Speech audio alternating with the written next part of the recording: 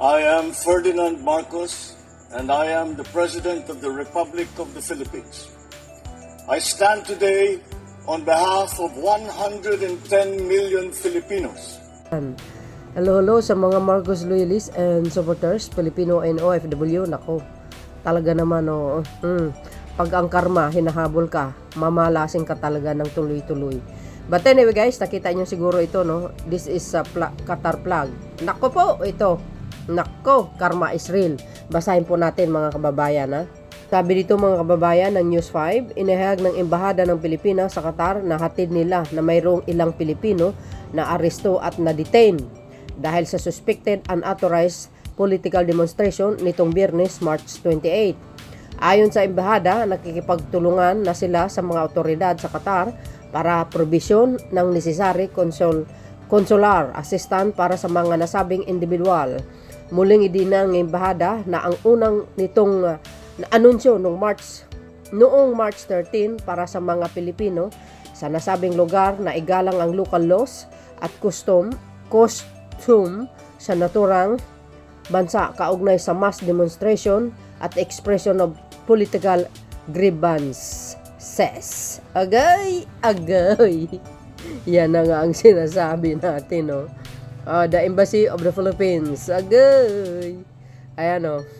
The Embassy of the Republic of the Philippines in Doha is aware that several Filipinos national have been arrested and detained early March 28 for suspected unauthorized political demonstration in Qatar. The embassy is in touch with the local authorities for the provision of necessary consular assistance to said national. Agay, Philippine Embassy, agay, March 28, 2025. Yan na nga po ang sinasabi natin. Matigas po ang mga ulo nyo, mga Duterte supporters. Alam nyo sa lugar na yan, bawal sa kanila. Kung sila nga hindi sila nagprotesta sa kung mayroong problema, itong mga kung bagay yung bansa nila, kayo pa kaya? Dinadala nyo yung pagka-askal na ugali nyo. Ngayon, ito pa, basahin ko mga kababayan. So, tuloy mga kababayan, ilang overseas Filipino workers, which is ang OFW na taga-suporta ni dating Pangulong Rodrigo Duterte, ang na-detain sa Qatar matapos lumahok sa isang pinagbabawal na political rally nitong 28 Marso 2025 sa ilalim ng mga higpit na batas ng Qatar. Agay, maraing ipinagbawal ang mga pampublikong demonstrasyon na may kaugnay sa politika.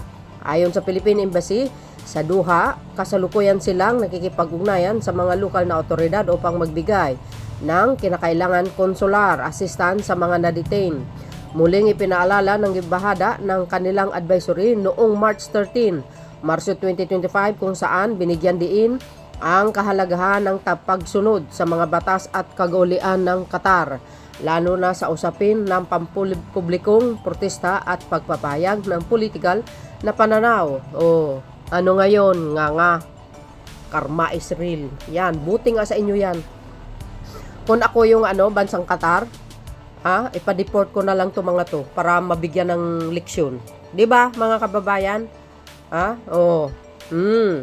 Samantalang ilang OFW ang nagpahayag ng paghihinayang sa nangyari at nagpaalala sa kapwa Pilipino na unahin ang kanilang trabaho kaysa pakikilahok sa mga ipinagbawal na aktibidad. Tama nga naman. Puntahan nyo si dating Pangulong Duterte, humingi kayo ng tulong sa kanya. Tingnan natin kung matulungan kayo. Inuna nyo pa yan kaysa sa pamilya nyo at saka sa trabaho nyo. Ang iba, hirap na hirap maghanap ng trabaho or mag-apply sa abroad. Kayo at nandyan na kayo, ganyan pa ang ginagawa nyo. Mga matigas ang ulo nyo talaga kahit kailan. Alam nyo guys, no, sa ibang kapwa nating ibang Pilipino, ang titigas ng ulo. Kahit bawal, ginagawa pa din. Di ba? Parang ganyan si Digong. Di ba? Kung ano bang ginawa niya sa pagkitil, that time during his administration sa EJK, kahit bawal sa batas, sige, bira. Ayun, tuloy. Inanin niya yung kasamaan niya. Ngayon, nasaan? Nandoon sa rehas ng ICC. Bawal kasi ang batas nilagay niya sa kanyang kamay. Ganon din ito Itong mga ito. Itong nagpo-protesta na ito. feeling nila sila ang batas. So ngayon, sino ngayon ang nalalagay sa alanganin? Ngayon, at sino ang tutulong sa inyo, Aber? Aber? Oh, walang iba, kundi ang Marcos administration na naman. Ngayon, isisisi nyo kay PBBM. Pag hindi kayo tatamaan ng kidlat talaga sa mga pinaggagawa nyo. Oh, yan huwag natin ipagpalit ang trabaho para kay Duterte.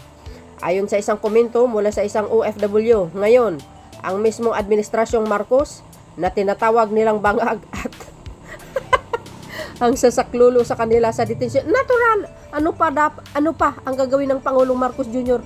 Yun din naman ang gagawin niya. For sure yan, makikipag-usap. Abangan po natin ito. Itong balita na ito. Ano ang magiging resulta? Oh, yan. Babala yan sa mga Pilipino na matitigas ang ulo. Mga ibang Pilipinong matitigas ang ulo na lalo na yung mga supporters ni Digong. Ngayon, nasaan kayo ngayon? Nga. Pinapayuhan ng mga Pilipino sa Qatar na iwasan ang anumang aktibidad na maaaring magdala sa kanila ng legal na problema upang mapanatili ang kanilang kabuhayan at seguridad sa bansa. Oh. Gawin nyo yan sa Dubai. Sa Dubai, bawal din yata yan. Subukan nyo dyan. Tingnan natin kung saan kayo pupulutin. Yan ang hirap sa mga ito, guys, no? Ang titigas talaga ng ulo, sa totoo lang. Kahit sabihin mo, inanunsyo nung March 13 pala na bawal yung ganyan. Ang batas ng Qatar, guys, mahigpit ang bansa na yan. Bawal na bawal talaga sa kanila. Huwag nyo ikumpara yung mga ugali nyo sa atin, sa kanila. Oy, nako, iba ang patakaran nila sa totoo lang. Ayan, basahin nyo. Yung post ng Philippine Embassy in Qatar. Pumunta kayo dun sa page, basahin nyo yan. Yan, the Embassy of the Republic of the Philippines in Doha is aware that several Filipinos nationals have been arrested and detained early today, 28 March 2024, suspected unauthorized political demonstration in Qatar embassy. The embassy is in touch with local authorities for the provision of necessary consular assistance to said national. Puntahan nyo doon. Binasa na natin yan. Ayan, you see, guys, talagang bawal sa kanila.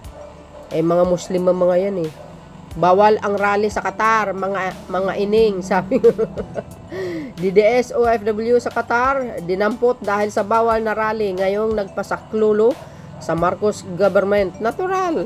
Sino pa ba magsasaklulo sa kanila? Kundi ang Pangulong Marcos Jr. Natural. Sigurado yan, kakausapin niya. 101% yan.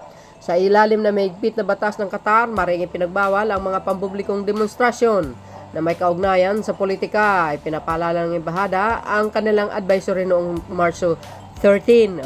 Yan, pinaalala na pala sa kanila ngayon, ginawa pa rin sa kanila. Yan ang regalo nyo kay Lolo Digong. Nakulong kayo ngayon. March 2025, kung saan ibinigyan diin ang kahalagahan ng pagsunod sa batas at kaugalian ng Qatar. Lang OFW ang nagpaalala sa kapwa Pilipino na unahin ang kanilang trabaho at isipin ang pamilya kaysa sa pagkikihilahok sa mga Duterte rally. I hope sa Netherlands, ganun din ang gawin nyo. Arestuhin nyo lahat yan, pauwiin nyo sa Pilipinas at sa mga ibang lugar. You see, ito ang maganda kasi sa Qatar bawal sa kanila, no? Kung may problema man sa mga politiko, ano man ang batas nila, yun dapat ang sundin. You see, guys, ano po ang kapalagayan dito sa balita na ito? Shout out sa mga DDS na OFW. Nga kayo ngayon? For sure yan. Abangan po natin, mga kababayan, ang magiging reaksyon ng Malacanang. Siyempre through Secretary Castro, ano po ang aksyon na gagawin nila dito. Siyempre sa ating mahal na Pangulo na naway, no, na makalabas sila. At ano man ang magiging desisyon ng Qatar sa kanila, well, guys, hindi na natin saklaw yun. Bahala na ang bansa na yan kung ano ang gagawin dito sa mga OFW na ito. Patawarin ba sila o ipa-deport? Hindi natin alam. Wala pa tayong feedback. So yun, mga kababayan, learn and lesson po yan sa sa mga matitigas na ulo na lumalaban sa gobyerno ng Pilipinas. Nga kayo ngayon.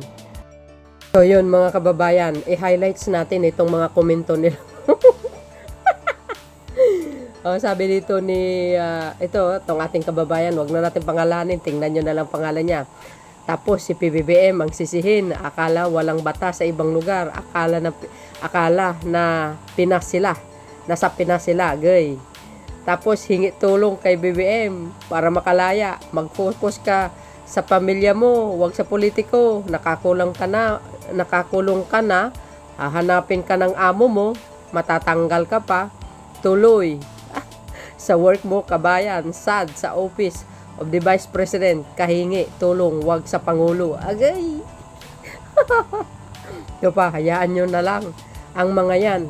Uulit pa ang mga yan na magpo-political rally. Kapag tinulungan, makalabas, deserve nilang mahampas, malatigo over every Friday. Ngayon yan ay literal na iyak. Hingi kayo tulong sa puon nyo. Agay! Paano tutulong? Nandoon sa ICC nakakulong. Agay! Hayaan na yang mga pasaway ay uto-uto. Ginusto nilang maging tanga eh. Tanga daw kayo mga DDS na OFW dyan sa Qatar. Diba guys? Tingnan nyo mga pag-uugali nila. Matapos nilang binanatan ng Pangulong PBBM. Ngayon, kanino sila magpasasaklulo? Sige nga. Sasabihin bangag, weak, walang kwentang Pangulo, walang nagawa. Ngayon, sino ngayon ang magligtas sa inyo dyan? Only the President. Sino ang magliligtas sa inyo dyan? Only the President, siyempre. May importante pa sa kanila ang politiko kaysa kanilang mga pamilya. Tama. My goodness. Isusugal nyo yung buhay ng pamilya nyo at saka yung buhay ng trabaho nyo kaysa sa isang politiko na alam nyo naman ang kinasasangkutan niya. Di ba? Wala kayong kwenta. Kumakampi kayo sa mga kriminal. Pero yung mga nabiktima ng EJK, hindi kayo naawa. Hindi kayo naaawa sa mga teenager. Na inusinti na pinagkikitil. Ay, sarap talaga. Nako. Ayan pa. Ayan kasi, makinig sa mga news at Google. At i-Google nyo para may alam. Kawawang presidente. Presidenteng pinagmumuran nyo ng masasakit na salita. Sa kanya rin pala kayo magpapatulong. Kung sino kasing nakaupo, respetuhin at makiisa sa papapaunlad ng bansa natin. Hindi yun makialyansa sa pagpapabagsak ng bansa. Magtrabaho ng maayos at ang problemahin ay sarili. Kung paano mapaunlad ang pamilya. Ayan Come home na rin kayo once you are deported. Hindi na uli kayo maka-abroad kahit saan bansa. Nako, mababan sila. Parang ganun, di ba? Patay tayo dyan. Mababan sila pag ganun. Nako, patay tayo dyan. No remittance. No remittance. Pampiansya nyo muna. Tama. Diba? Hindi kayo hingi kayo ng tulong kay BP. Pangpiyansa nyo. Dapat wag natulungan. Yan ang gobyerno. Naku po. Siyempre alam nyo guys, what if si PBBM hayaan niya na lang makulong ang mga yan. Example lang. Ano kaya guys ang maramdaman nila? Siyempre sakit yun. Sakit sa puso. Ibig sabihin, binabaliwala na sila ng pamahalaan. Pero hindi ganon ang gagawin ng Pangulo. Siyempre, di ba? Kakausapin niya yung bansang Qatar. Talagang kailangan yun. Kaya abangan po natin yan.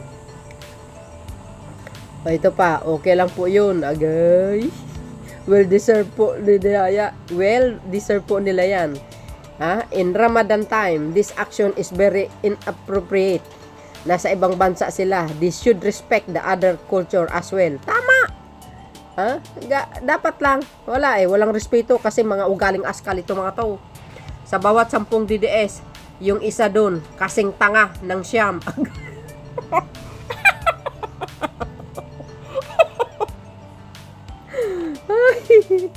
Naloko na, guys.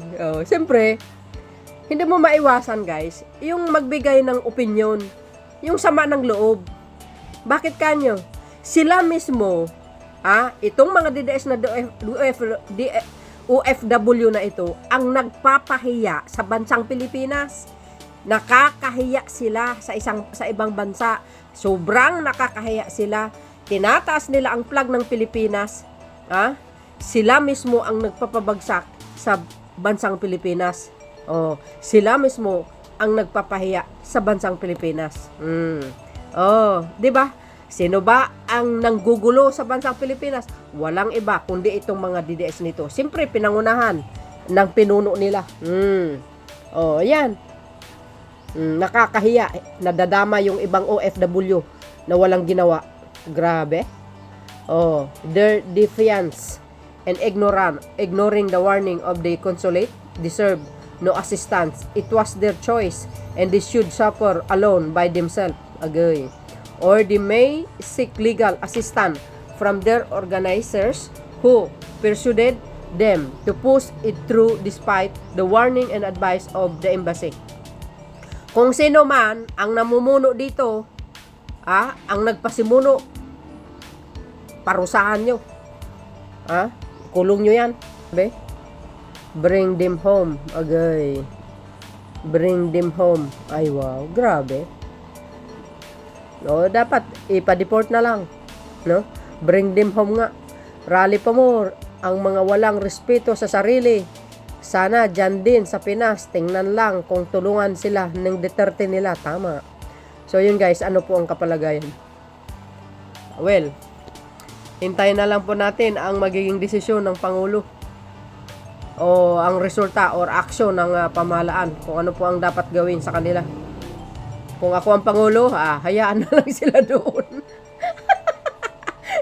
sa kulungan. Pero siyempre tayo mga Pilipino may pusong mamun, mga kababayan. Kaya for sure yan, gagawa ng paraan ng Pangulo. Kaya abangan po natin ang magiging resulta nito. Nakakalungkot at nakakasama ng loob. Kapwa mong Pilipino pa ang gumagawa ng hindi maganda sa ibang bansa na mismo sila ang nagpapangit ng imahe ng bansang Pilipinas. Imbes maraming mag-invest, pero hindi Ito pa ang ginagawa ng ating kapwang mga Pilipino. Ewan ko. Kaya hindi tayo umaasinso mga kababayan 'Di ba? Pag ayaw mo yung nakaupo, ayaw mo. Gusto mo iupo yung sarili mong sinusuportahan na politiko na wala namang alam sa pamumuno. Palpak naman ang pamumuno. Hinawakan ng DepEd, palpak. Ngayon, nasa hot issue. On process ng impeachment niya. Yan ang gusto nilang iupo sa Malacanang na wala namang kaalam-alam sa pamumuno. Sabi ng ibang netizen, nawawala yung pundo ng bayan, kinurakot. Anak ng kwago. Tapos ang lakas loob nyo, iupo. Walang sapat na eksperyensya sa pamumuno bilang Pangulo. Hindi siya very well experienced, sabi ni Secretary Gadon, immature, palpak sa pamumuno. Sabi ng ibang netizen, kung yan ang mamumuno, delikadong Pilipinas, maubos ang kaba ng bayan. Di kayo naloka. So yun guys, kayo naman palang umusga. See you again on my next upload video. Bye and baboos. God bless Philippines.